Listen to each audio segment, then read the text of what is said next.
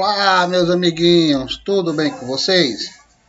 Estamos aqui para mais uma aula de ciências. Estamos na nossa 20ª aula, ainda continuando com o módulo 3, certo? O capítulo é o capítulo 9, sobre misturas, e o assunto de hoje será sobre separação de misturas, com o subtítulo filtração, tá? Então hoje vamos aprender um pouquinho sobre filtração.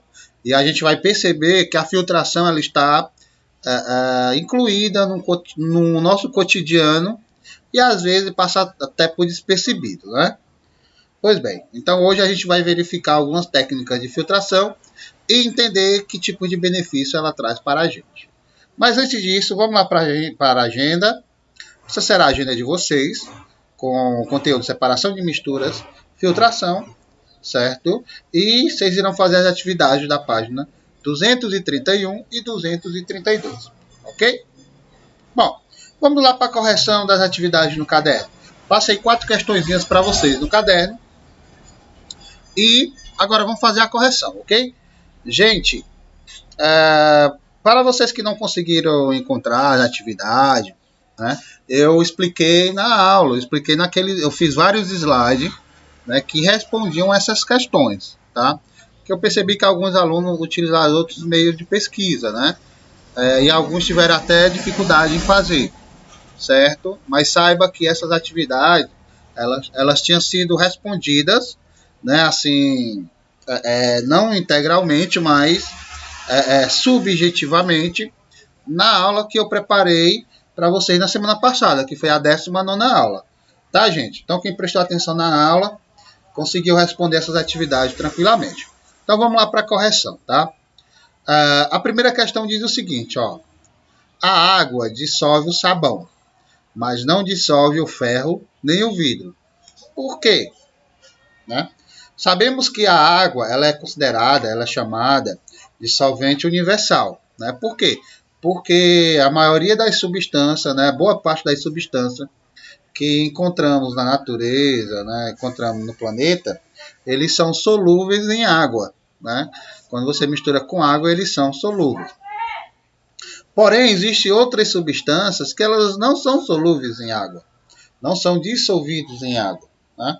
E por que isso ocorre? Por que essas substâncias elas não são dissolvidas em água? Né? Pessoal, ó, para que um composto ele seja dissolvido, as partículas que compõem elas devem ser quebradas. Né? Então, o que acontece?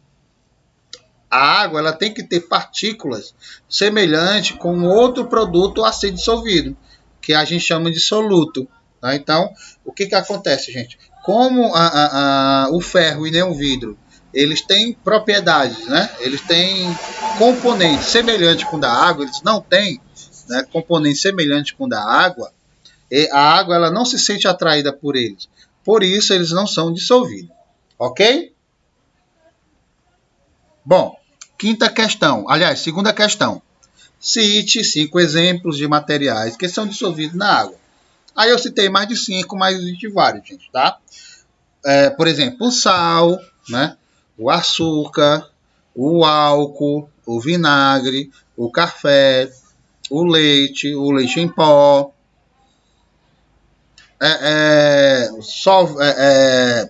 querosene, né? Gasolina. Então, tem várias substâncias, vários materiais que são dissolvidos em água, tá, gente? Cuidado com algumas pegadinhas, tá, pessoal? Dissolvido não significa dizer que vai ter uma mistura totalmente homogênea, tá? Por exemplo, o álcool ele pode conter partículas de óleo, né? E o óleo ele não é dissolvido em água, né? Ele pode se misturar com água, mas não é dissolvido, tá certo, gente? Terceira questão. Que tipo de materiais a água não consegue dissolver? Pessoal, ó, alguns alunos colocaram, né? Que são materiais apolares e tal. Porém, isso, gente, são conteúdos, né, de 7º ano, né? De 9º ano, enfim. É um conteúdo muito avançado para vocês entenderem o que são polares, apolares. né? E é um pouco complexo de eu explicar isso para vocês, tá certo? Mas eu trouxe alguma resposta que é bem simplificada, tá? Por exemplo, que tipo de materiais a água não consegue dissolver? Os materiais em que a água não se sente atraída por seus componentes ou por esses compostos, né? Certo, gente? Então, a água ela não se sente atraída por outros compostos, né? E aí esses compostos eles não conseguem ser dissolvidos em água, porque ele tem que ter uma certa semelhança com a água, ele tem que ter partículas semelhantes com a da água. Quais são as partículas da água? É o H2O, né? Todos nós sabemos que é o H2O. Então, se a outra partícula não tiver hidrogênio e oxigênio, não vai ser possível ele se dissolver em água, né? Então ele tem que ter componentes que sejam dissolvidos em água, tá certo, gente? Então, se você não entendeu, né, o que significa polares e apolares, pode colocar essa resposta aqui que eu estou disponibilizando para vocês, tá certo? E a quarta questão, gente. A quarta questão é uma pegadinha. Isso mesmo, é uma pegadinha. Eu queria saber se vocês seriam capazes de identificar. Para vocês verem como é que é. Presta bem atenção, tá? Porque alguns líquidos se misturam e outros não. Explique. Gente, aprendemos que a mistura é simplesmente a união de duas ou mais substâncias diferentes, tá? Então, pessoal, a pergunta ela poderia ser entendida de várias formas, ok? Mas só que a literalidade das palavras elas são inconfundíveis. A gente viu que são misturas, né, na aula atrasada, certo? 2 aulas antes, na 18ª. Então a mistura, pessoal, nada mais é do que a união de várias partículas. Então, gente, se você tem duas substâncias e você coloca as duas juntas, isso é uma mistura. Se você pega várias frutas e coloca junto em um cesto, ali é uma mistura, gente. Agora, caso ela seja dissolvida, né, ela seja solúvel, ela seja uma mistura homogênea, heterogênea, enfim, a questão ela não fala especificamente isso. Então, todas as vezes que um material entrar em contato com outro, pessoal, teremos a formação de uma mistura. Muitas pessoas têm o hábito de dizer que uma mistura ela só acontece quando um ou mais materiais, né, envolvidos, ele dissolve-se, como é o caso, né, da água e do sal. E que a água e o óleo eles não se misturam, porque o óleo ele não dissolve em água, né? Como uma mistura, pessoal, é a união de dois ou mais materiais e a água está em contato com o óleo, ou seja, eles estão unidos, então a água e o óleo formam sim uma mistura, mesmo que não haja dissolução, né? Então, pessoal, você deveria explicar mais ou menos assim, tá? Que alguns líquidos se misturam e outros não. Na verdade, eles se misturam, se eles estão unidos, eles estão em contato, né? Acontece que vai depender do tipo de mistura, se vai ser uma mistura homogênea ou heterogênea, ok? Se são dissolvidos ou não dissolvidos. Ok, gente? Tranquilo? Entendido? Pois bem, vamos lá para o nosso livro. Vamos entrar, né, de cabeça no assunto de hoje, que é sobre separação de misturas, filtração. Bom, separação de mistura. Então você estudou que existe diferentes tipos de mistura, como a gente percebeu agora, e que eles podem ser formados por diferentes componentes, né? Como, por exemplo, será possível separar a areia, o óleo e a água? E aí, você acha que é capaz disso? E se em vez de formar mistura, nós quisermos separar seus componentes? Isso é possível por meio de técnica de separação de misturas, né, que a gente vai entender. Por exemplo, para fazer um café, a gente pode adicionar, né, 2 colheres de sopa de pó de café e no filtro de papel ou de pano, enfim. Em seguida, pessoal, a gente despeja a água que está aquecida sobre o pó de café. Com cuidado, né? Para não transbordar, enfim. E com isso vai formar uma mistura, né? O que acontece com a mistura que a gente preparou?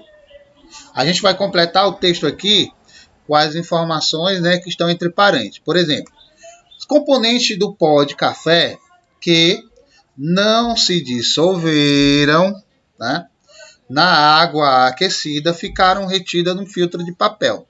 A água e os componentes do pó de café que se dissolveram nela atravessaram o filtro de papel e foram coletados em um recipiente.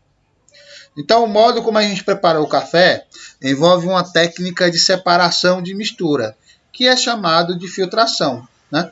Mas, além dela, existem outras técnicas, como é o caso da decantação, evaporação, destilação e centrifugação, né? Então, hoje, a gente vai aprender apenas sobre a filtração.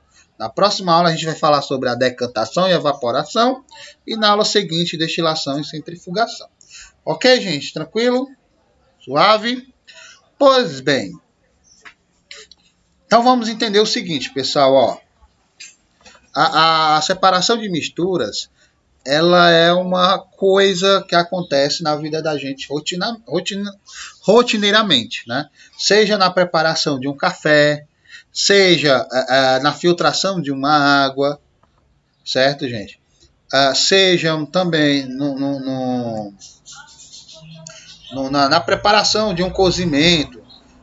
Você quer fazer ali um pirão, por exemplo, né? Quer fazer um arroz, né? Uma receita de bolo. Então, essa separação de misturas ela está contida diariamente impregnada, né, nas nossas atividades no cotidiano. Então, a filtração, pessoal, a filtração é uma técnica, né, que ela realiza uma prática para a observação. Como assim, professor? Você observa, né, um certo objeto em que ali contém várias misturas com partículas. Quando você aplica a técnica de filtração, você percebe que o líquido que estava misturado, né, com o outro, eles vão se separar, tá? Então vamos ver esses exemplos aqui, ó, de uma filtração caseira, né? Aqui o Rodrigo, né, encaixou a parte superior de uma garrafa plástica em sua parte inferior. Aí ele vai formar um funil, certo, gente? Em seguida, ele colocou uma camada de algodão e outra de areia no funil, formando um filtro, né? Então, ele foi lá e encaixou o algodão e por cima ele colocou areia. Depois, pessoal, ele colocou um pouco de solo em um recipiente com água e misturou bem com a colher, até resultar numa água barrenta, né? Ele pegou um copo ali, misturou com barro e água, né? Misturou, até formar uma mistura homogênea. Por fim, o que foi que aconteceu? Ele despejou a mistura de água em um solo com funil. Então, a água que caiu no interior da garrafa, ela estava menos barrenta do que a água que foi colocada no funil. Certo, gente? Quando ele despejou a água com barro no filtro que ele preparou, né, foi caindo no fundo da garrafa uma água mais limpa, sem o barro. Aí aqui a gente pergunta, em sua opinião, por qual razão a água que caiu no interior da garrafa estava menos barrenta que a água que foi despejada no funil? Né? É bem simples, né, gente? Porque a formulação, a formação das partículas, ela ficou presa, né, no algodão e também na areia que ele tinha colocado em cima do algodão. Então, as partículas de barro, né, ela ficou presa lá e passou apenas a água, né, a água limpa. Então, pessoal, a maior parte das partículas de solo presente na água barrenta, ela ficou retida no filtro construído, né, na situação que a gente viu. Então, essa situação ela envolve a técnica de separação de mistura que a gente chama de filtração. Quem nunca viu, né, esse filtrozinho de barro aqui em casa, né? Principalmente na casa da vovó, né? Então, na filtração, pessoal, a mistura ela passa por um filtro, né? Então, a maior parte dos componentes insolúveis em água e geralmente sólidos, eles ficam retidos num filtro, enquanto o restante da mistura atravessa, né? Então, essa técnica de separação de mistura, ela é comum em nosso cotidiano e pode auxiliar, inclusive, com o cuidado da saúde. Porque o filtro doméstico de água, isso aqui que a gente conhece de barro, né? Eles retêm materiais e seres vivos, microscópicos. E esses seres vivos eles podem causar doenças, né, à saúde das pessoas. Tá certo, gente? Então, pessoal, é isso que eu tenho que falar sobre a filtração. Tá? É uma aula bem rápida, bem prática, para a gente começar a entender as técnicas de separação de mistura. Tá? Então, hoje, o assunto foi sobre filtração, né? Que aí ele vem do filtro, né? Que é quando algumas partículas sólidas elas ficam retidas no filtro, tá bom? Então, essa foi nossa aula de hoje. Como eu falei, nossa próxima aula será sobre decantação e evaporação, certo, gente? Então, bons estudos e até a próxima, gente. Tchau, tchau.